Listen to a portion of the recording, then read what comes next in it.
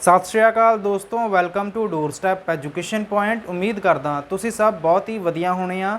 ਅੱਜ ਦੀ ਵੀਡੀਓ ਮੈਂ ਐਸਐਸਟੀ ਦੇ ਜਿਹੜੇ ਕੈਂਡੀਡੇਟਸ ਹੁੰਦੇ ਨੇ ਜੀ, ਉਹਨਾਂ ਨੂੰ ਧਿਆਨ ਵਿੱਚ ਰੱਖਦੇ ਹੋਏ ਬਣਾ ਰਿਹਾ ਕਿ ਜਿਹੜੇ ਸਾਥੀ ਐਸਐਸਟੀ ਦੇ ਟੀਚਰ ਬਣਨਾ ਚਾਹੁੰਦੇ ਨੇ ਜੀ, ਉਹਨਾਂ ਨੂੰ ਕੀ ਐਲੀਜੀਬਿਲਟੀ ਕ੍ਰਾਈਟੇਰੀਆ ਪੂਰਾ ਕਰਨਾ ਪੈਂਦਾ ਹੈ ਐਂਡ ਜਿਹਨਾਂ ਸਾਥੀਆਂ ਦਾ ਜਿਹੜਾ ਪ੍ਰੋਪਰ ਕੰਬੀਨੇਸ਼ਨ ਨਹੀਂ ਬਣਦਾ, ਉਹ ਵੀ ਆਪਦਾ ਜਿਹੜਾ ਕੰਬੀਨੇਸ਼ਨ हैगा जी SST ਦਾ ਕਿਵੇਂ ਬਣਾ ਸਕਦੇ ਨੇ। ਕਿਉਂਕਿ ਸੈਂਟਰ ਲੈਵਲ ਤੇ ਜਿਹੜੇ ਸਕੂਲ ਹੁੰਦੇ ਨੇ ਉਹਨਾਂ ਵਿੱਚ ਜਿਹੜੀਆਂ ਇਹਨਾਂ ਵੱਲੋਂ ਨੋਰਮਸ ਜਾਂ ਫਿਰ ਰੂਲਸ ਐਂਡ ਰੈਗੂਲੇਸ਼ਨ ਰੱਖੀਆਂ ਜਾਂਦੀਆਂ ਨੇ, ਉਹ ਕੁਝ ਸਟੂਡੈਂਟਸ ਨਹੀਂ ਪੂਰੀਆਂ ਕਰ ਪਾਉਂਦੇ, ਜਿਹਦੇ ਕਰਕੇ ਉਹ TGT SST ਦੇ ਲਈ ਐਲੀਜੀਬਲ ਨਹੀਂ ਹੁੰਦੇ। ਆਪਣੇ ਪੰਜਾਬ ਦੇ ਵਿੱਚ ਤਾਂ ਕਹਿ ਲਓ ਕਿ ਥੋੜੀ ਬਹੁਤ ਰਿਲੈਕਸੇਸ਼ਨ ਹੁੰਦੀ ਹੈ, ਜਿਵੇਂ ਕਿ ਜੇਕਰ ਕਿਸੇ ਨੇ SST ਟੀਚਰ ਪੰਜਾਬ ਵਿੱਚ ਬਣਨਾ ਹੈ ਐਂਡ उस साथी ने B.Ed की हुई है, B.Ed में टीचिंग ऑफ SST विषय पढ़िया होया एंड ग्रैजुएशन के कोई भी SST के 2 सबजैक्ट पढ़े हुए हैं, जिमें सोशोलॉजी, इकनॉमिक्स, रिलीजियस स्टडी, इस तो अलावा philosophy, geography, economics, political science, इस तरह का कोई भी उन्हें 2 सबजैक्ट पढ़े हुए हैं। PS टैट का पेपर 2 क्लीयर हैगा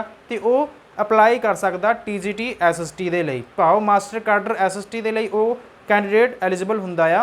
बट मान लो सेंटर लैवल पर कोई वैकेंसी आती है, जिमें कि नवोदय विद्यालय की आ गई वैकेंसी, टीचर की मैं गल कर रहा TGT SST की, नवोदय विद्यालय की आ गई, केंद्र विद्यालय की आ गई, या फिर EMRS जिन्होंने तुसी एकलव्य मॉडल रेजिडेंशियल स्कूल कहने हो, इन्होंने स्कूलों में कोई वैकेंसी आ गई, या फिर चंडीगढ़ के स्कूलों में कोई वैकेंसी आ गई जोड़े कि सेंटर के स्कूल होंगे ने, क्योंकि चंडीगढ़ केंद्र शासित प्रदेश आ। इस तरह ही DSSB कि दिल्ली के स्कूलों में जे कोई वैकेंसी आती है, सो उत्थे जिहड़े साथी एलिजिबल होणगे, किहड़े-किहड़े साथी एलिजिबल होणगे जिन्हां ने B.Ed which teaching of SST विषय पढ़िया होवे एंड इस तो अलावा उन्होंने जोग्राफी या फिर हिस्टरी विचों एक विषय तो लाजमी पढ़िया ही होवे।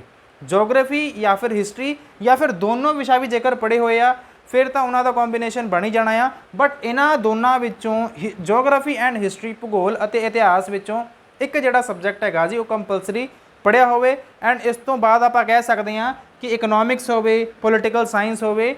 सो कुल मिला के तुहाडे 2 सबजैक्ट होने चाहिए आ। 2 सबजैक्ट विचों भी जोग्राफी या फिर हिस्टरी विचों एक सबजैक्ट होना लाजमी आ, फिर ही तुसी TGT SST लई अपलाई कर सकते हो जदों भी सेंटर दियाँ स्कूल दियाँ जिहड़ियां वैकेंसीज आउंदियां ने टीचर दियाँ। एंड अपने जिहड़े पंजाब दे स्टूडेंट हुंदे ने कई बार वेखण नूं मिलदा उन्होंने फिलोसफी सबजैक्ट पढ़िया हुंदा, फिलोसफी के नाल उन्होंने कह लो कि साइकोलॉजी सबजैक्ट पढ़िया होगा, या फिर उन्होंने इकनॉमिक्स पढ़िया होगा, पोलिटिकल साइंस पढ़िया होगा। बट हो सकता उन्होंने जोग्राफी एंड हिस्टरी जिहड़ा विषय हैगा वो ना पढ़िया होवे। बट कुछ जिहड़े साथी हुंदे ने मान लो उन्होंने हिस्टरी विषय नहीं पढ़िया, या फिर कह लो कि उन्होंने हिस्टरी तो पढ़िया सी, हिस्टरी के नाल उन्होंने पढ़ लिया साइकोलॉजी या फिर फिलोसफी कोई विषय पढ़ लिया। सो इस तरह मान लो कि उन्हों का जोड़ा प्रॉपर कॉम्बीनेशन है वो नहीं बनता होंदा। सो वो साथी की कर सकते हैं, वो जोड़े साथी ने जी TGT विच आपदी एलिजिबिलिटी बनाने के लिए एडिशनल पेपर दे सकते हैं। एंड की एडिशनल पेपर देने लिए उन्होंने 3 साल तक वेट करनी पैनी है? बिल्कुल नहीं। जेकर कोई साथी मान लो उन्हें जोग्राफी या फिर हिस्टरी विचों कोई एक सबजैक्ट पढ़िया होया या फिर उन्हें कॉम्बीनेशन बनाना या प्रॉपर, सो उन्होंने जोड़ा एक सबजैक्ट जोड़ा पढ़िया होया उस तो बाद इन्हां विचों कोई भी जोड़ा एडिशनल पेपर हैगा 1 साल दे विच 6 पेपर दिते जा सकते हैं। मान लो किसी ने समैसटर सिस्टम में BA की सीगी एंड पहला, तीसरा तो 5वें समैसटर के पेपर इकट्ठे दिते जा सकते हैं, क्योंकि तुसी जस्ट एलिजिबिलिटी बनानी आ एंड एलिजिबिलिटी तुसी आराम नाल सौखे तरीके नाल बना सकते हो। सो मे बी जोड़े फ्यूचर में तुहाडे लई जिहड़ियां अपॉर्चुनिटीज़ आउणगियां, सो तुसी उन्हां नूं मिस ना करोगे। हजे भी तुहाडे कोल टाइम हैगा आ। एंड कुछ साथी पुछदे हुंदे आ कि सर असीं B.Ed कर रहे हैं कि फिर भी आपां इन्हां एग्जाम्स नूं दे सकते हैं।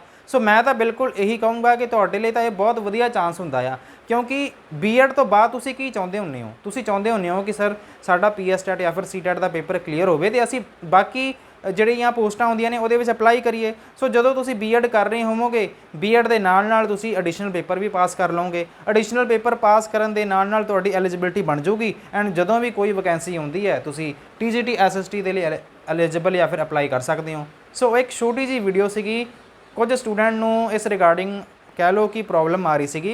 सो मेरे वालों कोशिश की गई है कि जिहड़ी क्वेरी सी, जिहड़ा डाउट सीगा तुहानूं क्लीयर हो गया होना। एंड अपने इस चैनल ते टीचिंग एग्जाम तो संबंधित कोई भी जिहड़ी जानकारी सरकार वालों दी जाती है या फिर कोई अपडेट आता है, कोई रिक्रूटमेंट आती है किसी टीचर की, सारिया चीज़ों की जानकारी अपने इस चैनल ते दी जाती है। ਜੇਕਰ ਤੁਸੀਂ ਲਾਸਟ ਤੱਕ ਇਸ ਵੀਡੀਓ ਨੂੰ ਵੇਖਿਆ ਹੈ ਤਾਂ ਪਲੀਜ਼ ਥੈਂਕ ਯੂ, ਪਹਿਲਾਂ ਤਾਂ ਤੁਹਾਡਾ ਸਾਰਿਆਂ ਦਾ ਥੈਂਕ ਯੂ। ਐਂਡ ਆਪਣੇ ਇਸ ਚੈਨਲ ਨੂੰ ਸਬਸਕ੍ਰਾਈਬ ਜ਼ਰੂਰ ਕਰ ਲਿਓ। ਜੇਕਰ ਵੀਡੀਓ ਪਸੰਦ ਆਈ ਹੋਵੇ ਤਾਂ ਵੀਡੀਓ ਨੂੰ ਲਾਈਕ ਵੀ ਕਰ ਦਿਓ। ਸੋ ਇਸ ਦੇ ਨਾਲ ਹੀ ਦਿਓ ਇਜਾਜ਼ਤ। Thank you so much for watching. God bless you all.